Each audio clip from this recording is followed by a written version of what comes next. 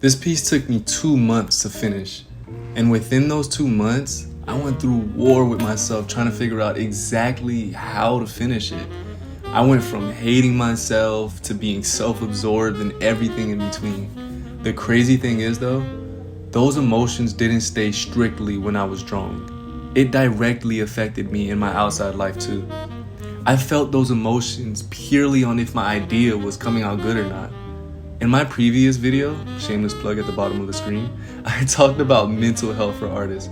One of the points I brought up was how art can affect you negatively in your day-to-day life. This will be a deeper dive into that aspect of the video.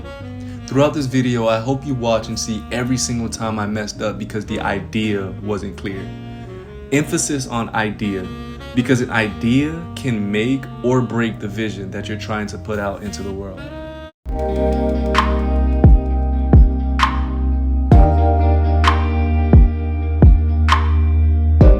The Dunning-Kruger effect, as defined by psychology today, is a cognitive bias in which people wrongly overestimate their knowledge or ability in a specific area.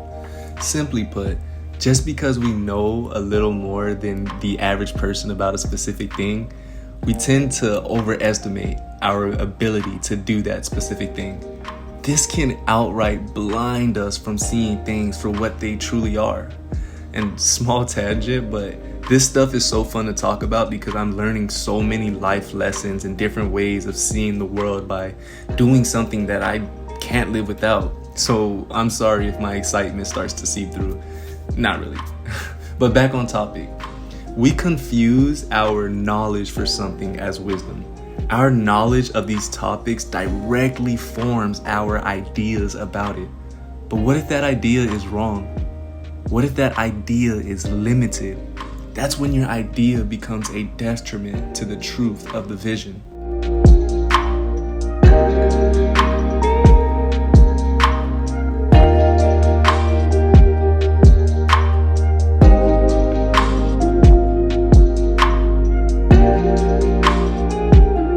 That was a mouthful, so let me explain by speaking on an experience of mine, and hopefully you can relate to exactly what I'm trying to say.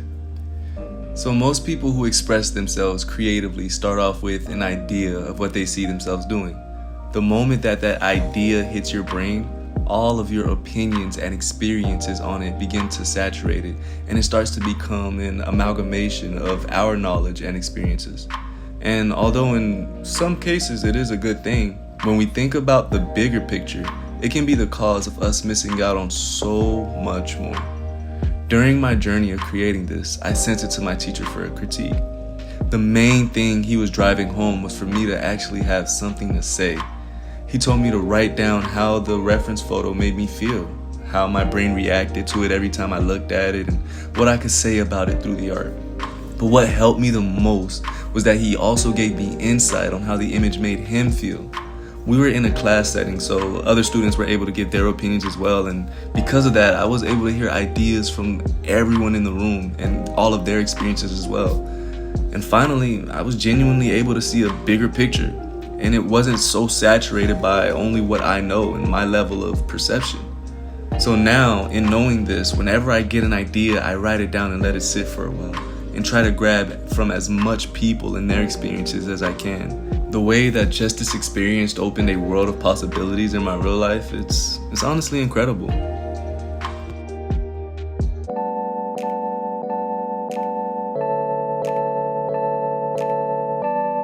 Another way that an idea can be a detriment to a vision is the ideas that we have about ourselves.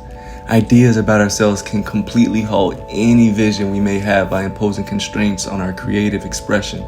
When we latched on to a fixed notion about who we are as artists, we get stagnant because we think we're too good for a new technique or a new style or other subjects that might be outside of the idea that we latched onto.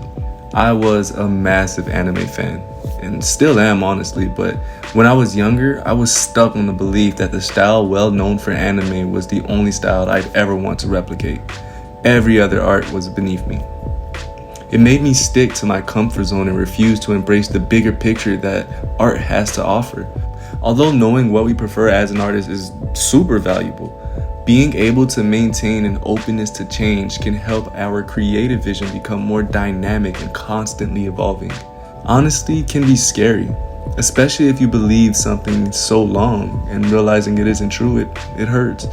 But honesty is crucial for any type of growth.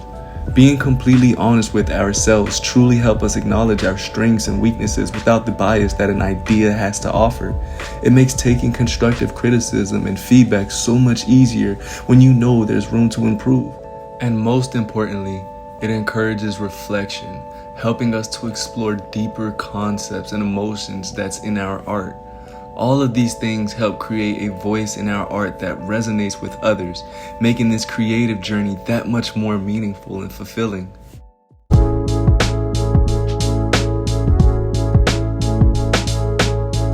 In art, truth serves as a powerful compass, guiding the creative process and infusing works with authenticity.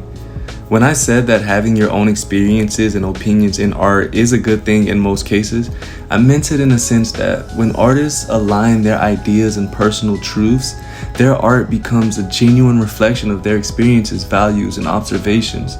It's when you don't embrace or take into account other people's experiences, you begin to saturate the idea and it becomes more narrowly focused. Truth in art isn't just about depicting reality. It's about exploring and expressing deeper realities and insights, and about celebrating the profound impact of honest expression and using that to inspire others to explore their own truths.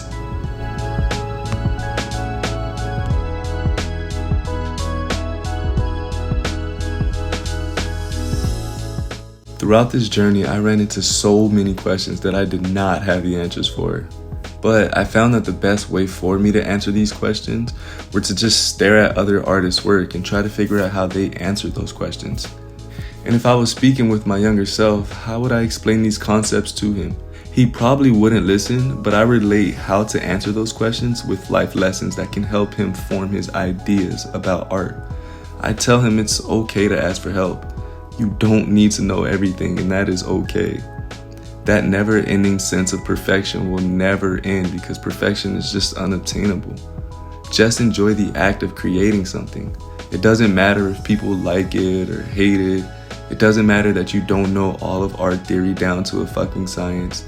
The only thing that matters is that for those few moments that you were able to put pencil to paper, you were able to escape your thoughts and reality and just enjoy a world that isn't as harsh. Thank you so much for making it this far into the video. This stuff really is an outlet for me, and to know that you took your time out to listen to just another voice on the internet ramble, it truly means a lot to me. If you like this kind of stuff or even just the art, like, comment, and subscribe. I'll be doing a lot more of these in the future.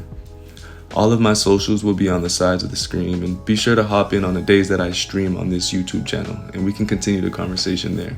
Thank you so much for watching.